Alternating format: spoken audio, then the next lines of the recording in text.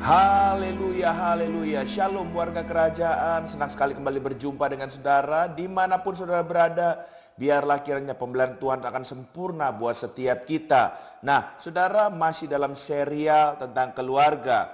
Hari ini kita percaya bahwa saudara dan saya adalah anak-anak kerajaan Tuhan, ya. Saudara adalah warga kerajaan Tuhan.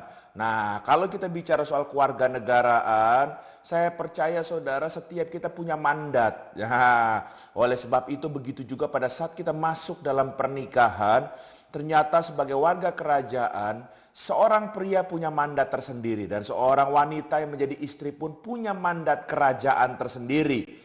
Oleh sebab itu, yuk kita renungkan. Perenungan kita hari ini khusus untuk para bapak-bapak atau para laki-laki. Haleluya. Nah, saudara terkasih dalam Tuhan, untuk mandat kerajaan untuk kita yang adalah para pria yang telah menjadi suami, ya, kita harus belajar dari kebenaran firman Tuhan. Yang pertama, mari kita lihat sama-sama dalam Efesus pasal yang kelima, ayat yang ke-25. Efesus pasal yang kelima ayat yang ke-25 dikatakan, hai suami, kasihilah istrimu sebagaimana Kristus telah mengasihi jemaat dan telah menyerahkan dirinya baginya. Haleluya.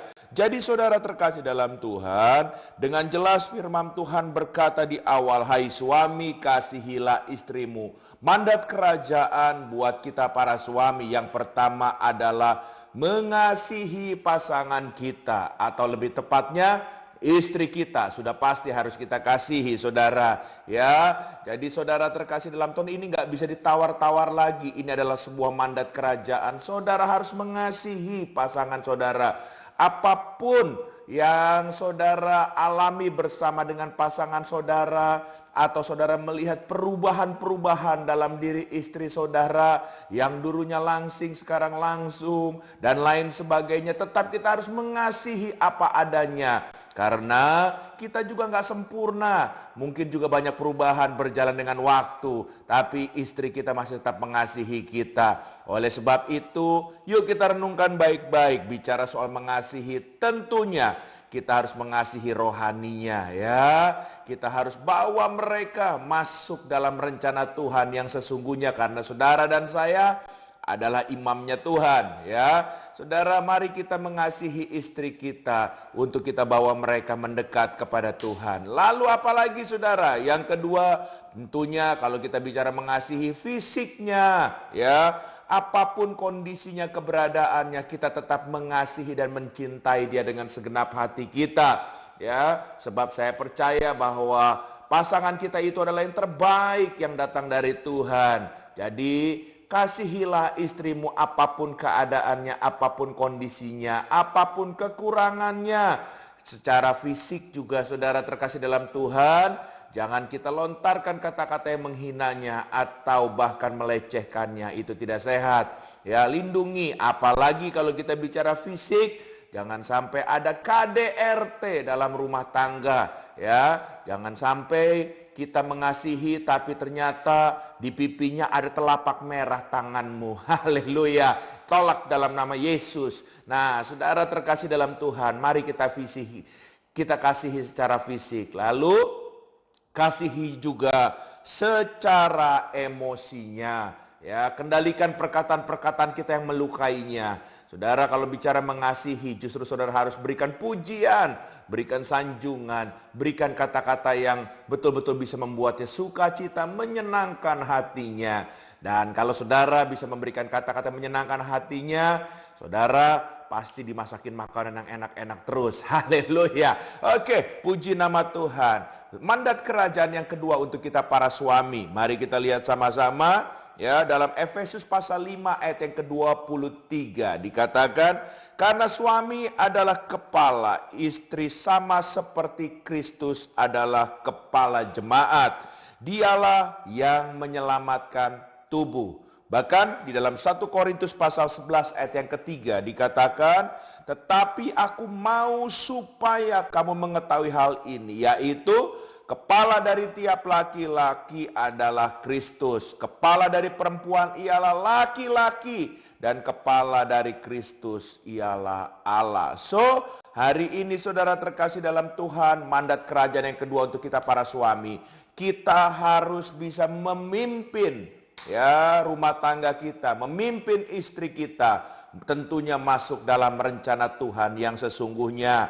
Jangan kebalik, saudara terkasih dalam Tuhan. Jangan menjadi suami yang gagal dengan istri yang malah memimpin rumah tangganya, saudara. Dan ini waktu ada kegagalan seperti ini, maka akan muncul kepincangan. Saudara ingat kisah Isabel yang mulai, saudara terkasih dalam Tuhan, mencoba memimpin suaminya yang adalah Raja Ahab. Wah, saudara, itu akan masalah, saudara. So, hari ini kenapa muncul istri-istri yang akhirnya ambil alih memimpin? Karena suaminya tidak bisa memimpin. Oleh sebab itu para suami, mari kita maksimalkan kepemimpinan kita dengan cara sesuai firman Tuhan. Pasti bisa. Katakan sama-sama, pasti bisa. Haleluya. Karena kita pria-prianya Allah. Haleluya. Mandat kerajaan yang ketiga untuk kita para suami. Apa itu, saudara terkasih dalam Tuhan? Kita diberikan telinga dua kan, dengan pasangan kita juga sama, tapi seorang suami harus mau mendengar. Haleluya. Kita belajar contoh-contoh Alkitab bahwa seperti Manoah dapat firman Tuhan terlebih dahulu sebelum suaminya. Begitu juga saudara ingat Maria waktu mengandung. Dia dapat suara Tuhan melalui para malaikatnya sebelum bicara kepada tunangannya, yaitu adalah Yusuf. Jadi dari kesimpulan kebenaran firman Tuhan, beberapa tokoh-tokoh cerita ini kita bisa menarik sebuah kesimpulan. Ternyata Tuhan juga bisa berbicara kepada pasangan kita. Hari ini saya mau mengajak, mari kita para suami berikan telinga kita kepada pasangan kita. Terima masukan-masukannya, terima pandangan-pandangannya. Bukan keputusan yang kita terima, karena keputusan adalah kita para pria. Tapi masukan, pandangan, mari kita dengarkan baik-baik, saudara. Sebab saya percaya Tuhan bisa pakai mereka yang adalah penolong buat kita untuk bisa mengingatkan kita, untuk bisa melengkapi kita, bahkan hal-hal yang kita tidak pikirkan mereka mungkin bisa memberikan masukan yang baik buat kita. Tapi kalau masukan tidak baik, jangan kita ikutin seperti masukan tidak bertanggung jawab, seperti tokoh Alkitab bernama Safira Oke, puji nama Tuhan. 3 hal ini mandat kerajaan bagi kita para pria. Mari kita lakukan dengan baik. Yang pertama, mengasihi pasangan kita. Yang kedua, harus bisa memimpin keluarga kita. Yang ketiga, harus mau mendengar pasangan kita. Puji nama Tuhan. Tuhan memberkati buat setiap kita. Saya berdoa biarlah surga terus nyata dalam rumah tangga kita. Izinkan saya berdoa buat saudara. Bapa di surga, kami bersyukur para pria-prianya Tuhan yang selalu dibimbing oleh firman Tuhan. Sehingga kami bisa memposisikan diri kami dengan tepat. Kami bisa menjadi imam yang baik di hadapan Tuhan, yang berkenan di hadapan-Mu. Dan juga kami bisa membawa istri dan anak kami masuk dalam destiny-Mu. Engkau selalu menolong kami, Engkau selalu memampukan kami para pria-pria ini. Karena tanpa Tuhan, kami juga tidak bisa apa-apa. Terima kasih Tuhan. Dalam nama Yesus, hamba berdoa memberkati para pria-pria Allah. Haleluya. Amin.